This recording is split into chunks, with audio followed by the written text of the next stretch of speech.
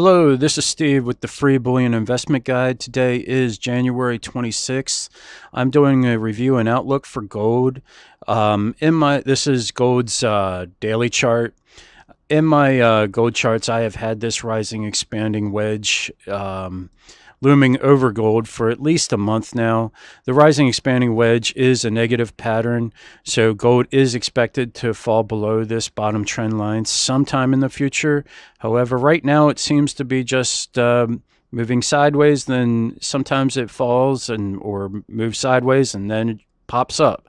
The fall here was on the 18th, and that was due to a possible trade deal that China had supposedly proposed, which came out to be nothing but untrue. And then on this past Friday, the 25th, the Wall Street Journal came out with a report that said that we should expect a more dovish Fed in the future. Plus, they're having a meeting on the 30th, and they said that we should look to more forward statements that are more dovish and just more accommodating to the market.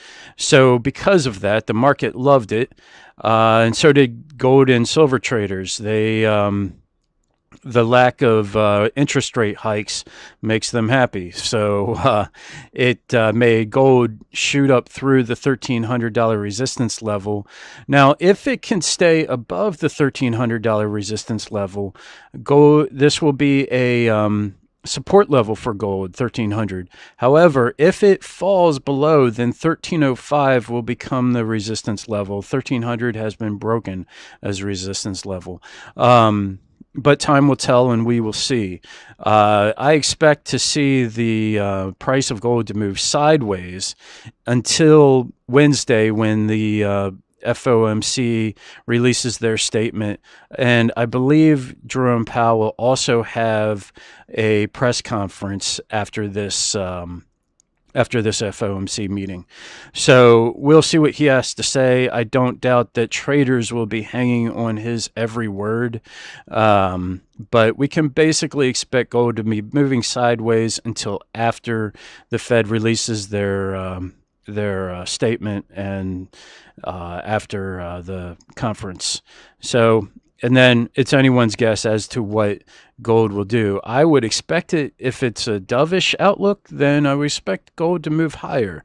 And if it's more hawkish, saying that they expect to raise rates, I guess 3 or 4 more times, then I would expect the price of gold to continue to fall. But it's really up in the air, because if they raise rates, then it brings more uncertainty into the markets, because the markets will be freaking out. So, because it will raise rates on other people with high debt, and it also tends to, when you raise rates on people with high debt, it makes more of a possibility of a default and more uncertainty in the market. So it's really up in the air what gold will do after Wednesday. But until Wednesday, we should see a sideways move.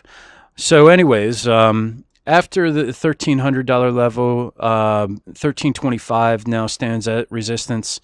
It all depends on what gold does over the next week. So I will follow up next weekend with a new video, unless a new pattern shows up.